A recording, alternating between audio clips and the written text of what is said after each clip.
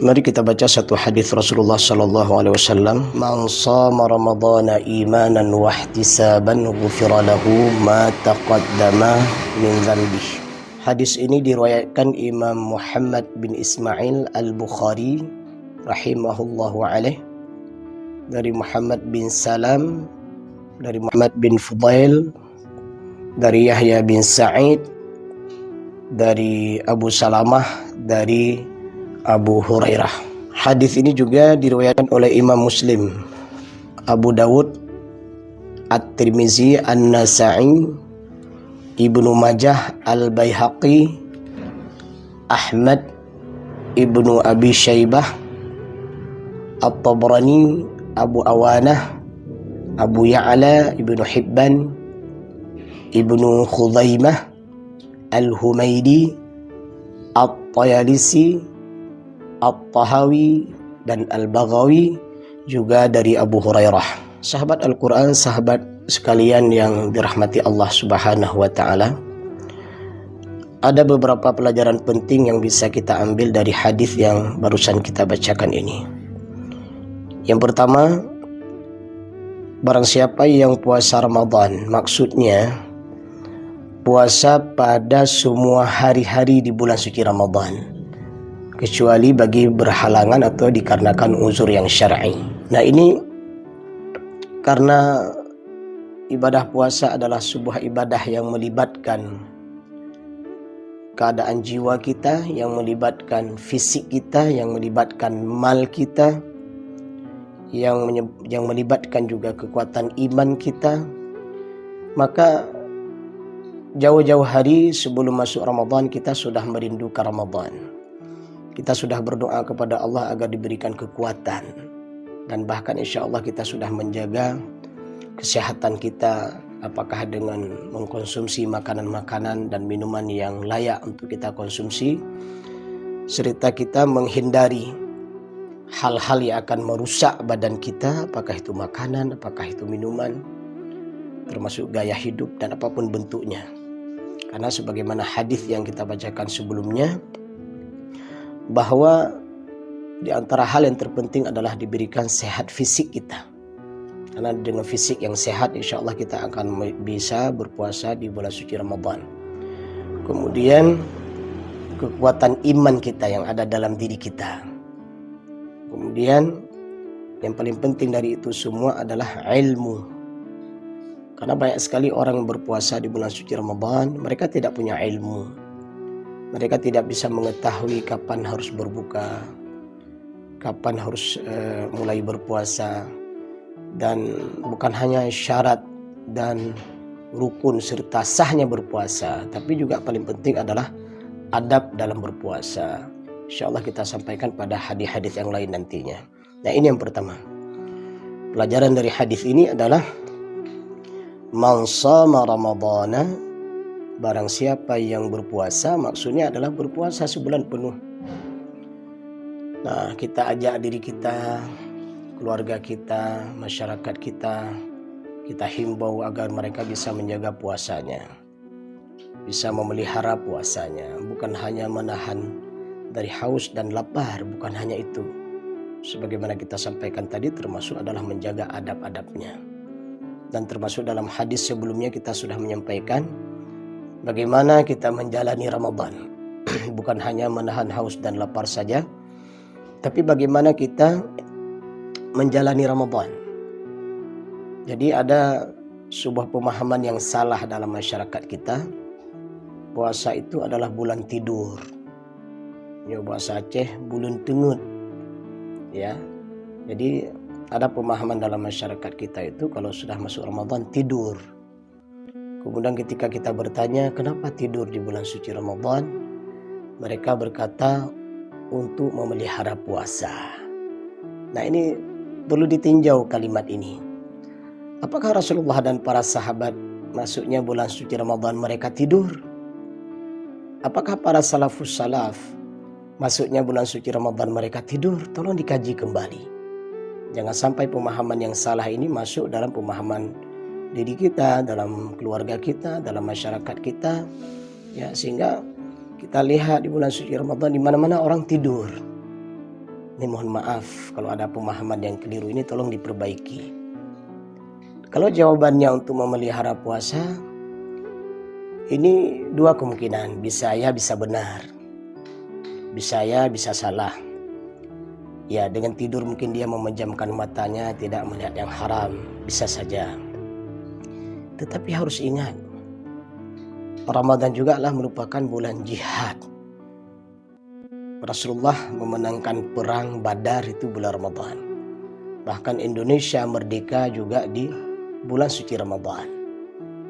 Nah, jadi Rasulullah dan para sahabat di bulan suci Ramadan itu banyak mengisi hari, siang, dan malamnya Ramadan dengan amal soleh. Ini yang benar, ya, bukan tidur. Tapi bagaimana kita berusaha di bulan suci Ramadan itu adalah kesempatan selama 1 bulan penuh yang Allah berikan kepada kita sejak awal Ramadan sampai akhir Ramadan. Bagaimana kita bisa mengelola Ramadan itu dengan amal soleh, bukan tidur. Itu salah. Apalagi dalam kehidupan masyarakat kita tidur, habis itu mereka nggak sholat, zuhurnya lewat, asarnya lewat. Nah, nanti sebelum maghrib baru bangun. Bangun untuk apa? Untuk berbuka puasa. Hati-hatilah. Berpuasa di bulan suci Ramadan tapi meninggalkan sholat, maka puasa Ramadannya tidak bermanfaat dan bahkan tidak akan diterima oleh Allah Subhanahu wa Ta'ala. Kenapa? Karena sholat ini adalah pondasi, sedangkan ibadah-ibadah lainnya itu bagaikan tiang, ya, bagaikan atap yang saling melengkapi. Jadi kalau sholat diibaratkan sebagai pondasi, sementara dia tidak sholat, maka tiang mau ditaruh di mana? Maka para ulama berpendapat, ada juga yang mengatakan puasanya sah tapi dia tidak dapat apa-apa. Ada yang berpendapat dia tidak ada manfaat sedikit pun dari puasanya. Kenapa? Karena meninggalkan yang wajib. Nah, ini kerja Yahudi ini. Bagaimana cara Yahudi bekerja? Mereka beribadah.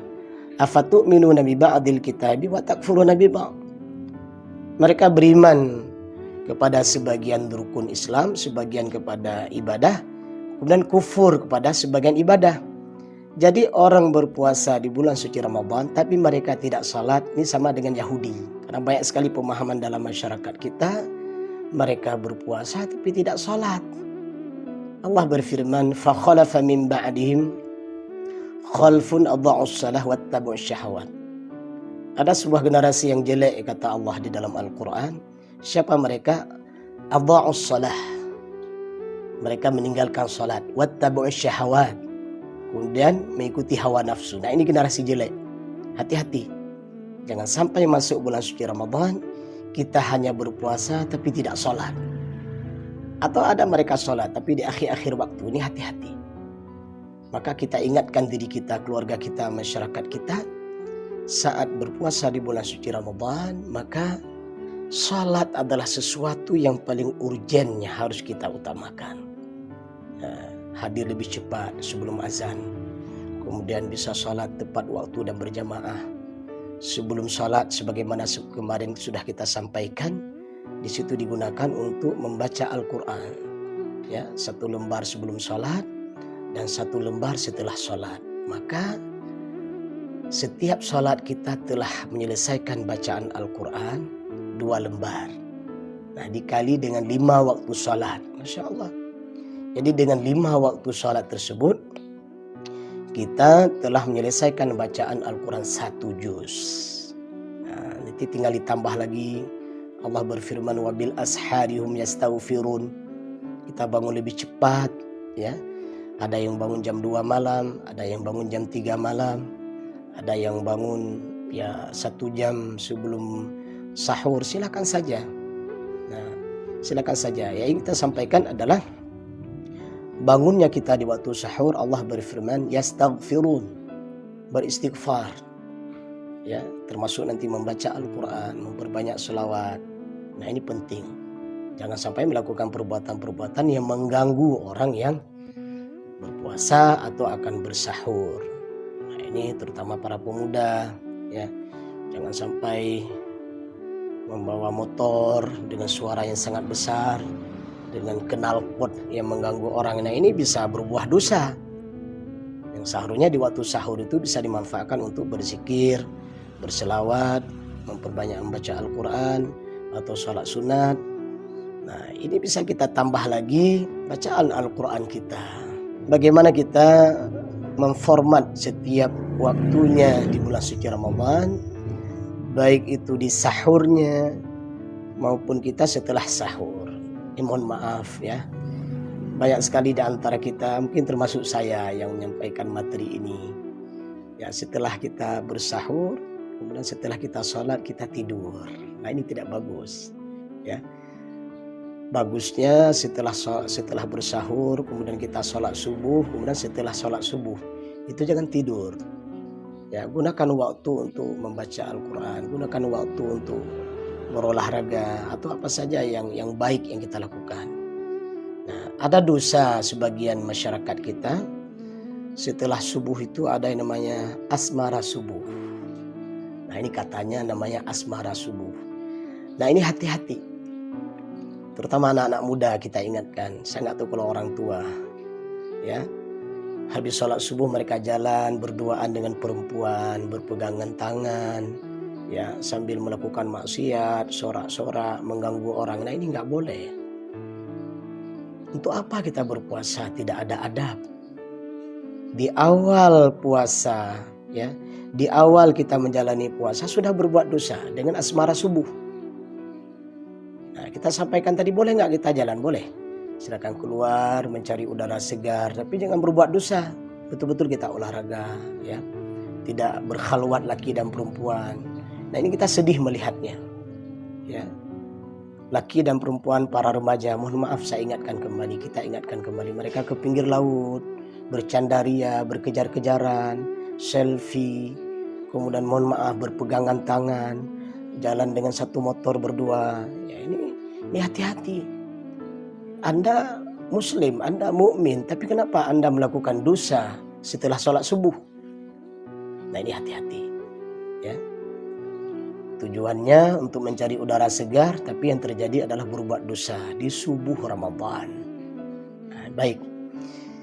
Jadi kita memformat waktu kita berpuasa sebulan penuh, kemudian sebelum berbuka di waktu sahur kita sudah berzikir, membaca Al-Quran, berselawat, kemudian kita membaca zikir pagi, nanti di sore hari membaca zikir sore hari, kemudian sholat duha, kemudian kita kembali dengan membacaan Al-Quran kita, atau kita mentadabbur, membaca tafsir Al-Quran yang membantu kegiatan dalam rumah tangga kita, di dalam rumah kita, atau kita yang bekerja membantu kegiatan di kehidupan masyarakat kita, punya tugas. Dan bahkan bulan Ramadan ini kan bulan jujur, jadi orang yang bekerja di bulan Ramadan tidak akan korupsi, tidak akan mengambil hak orang, tidak akan menzalimi pegawainya, seorang atasan yang taat, seorang bawahan yang taat. Nah, ini Ramadan luar biasa. Jadi kembali kepada makna daripada man shoma Ramadan, artinya berpuasa di bulan suci Ramadan dengan menjaga adab-adabnya,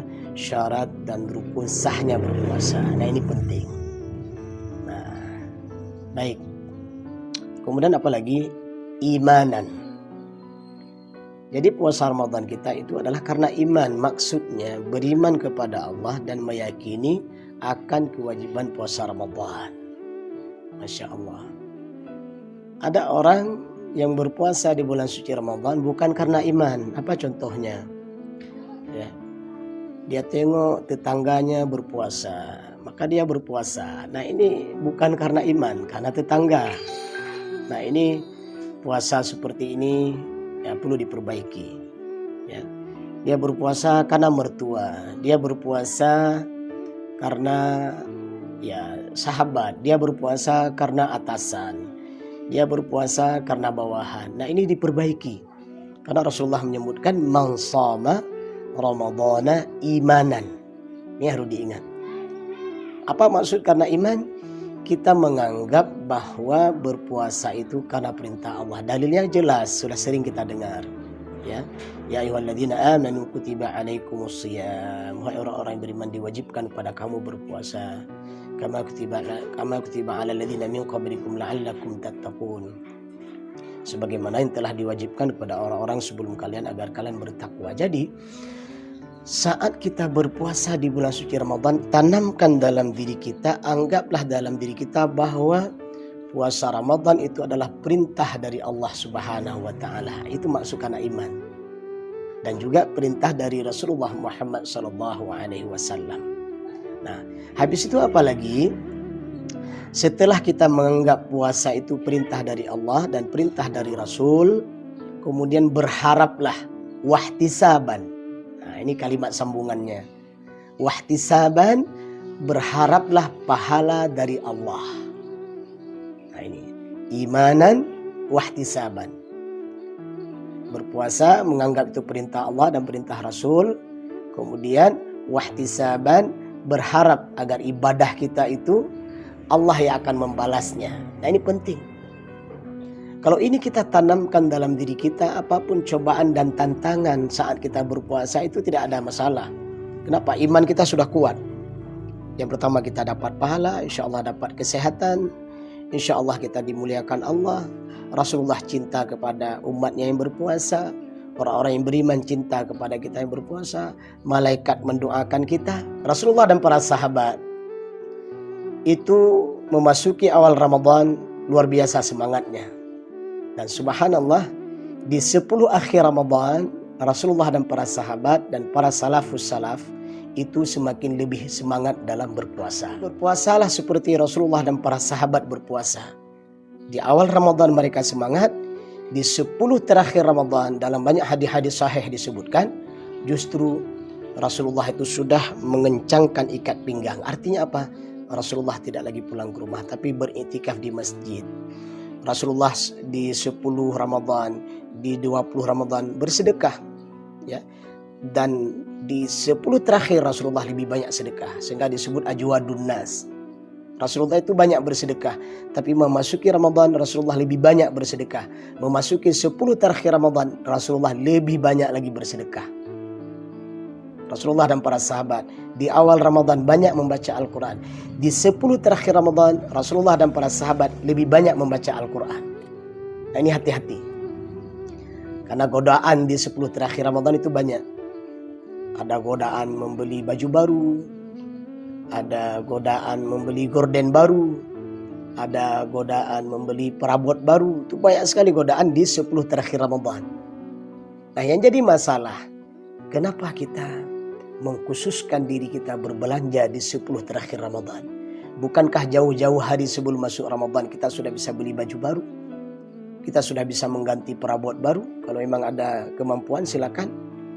Jangan ganggu ibadah kita di 10 terakhir Ramadan dengan perbuatan yang sia-sia. Kenapa? Tidak ada jaminan kita bisa berjumpa dengan Ramadan kali ini. Tidak ada jaminan. Maka perbanyak doa. Allahumma barik lana fi Rajab wa Sya'ban wa ballighna Ramadan. Berkahi kami ya Rabb di bulan Rajab dan Sya'ban. Wa ballighna Ramadan. Dan sampaikan kami ke bulan suci Ramadan.